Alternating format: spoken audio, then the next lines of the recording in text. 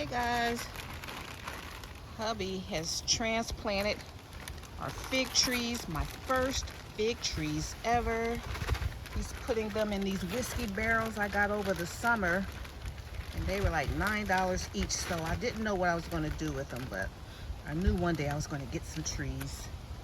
And so I think these would be perfect for them. So just wanted to share that quick video with you.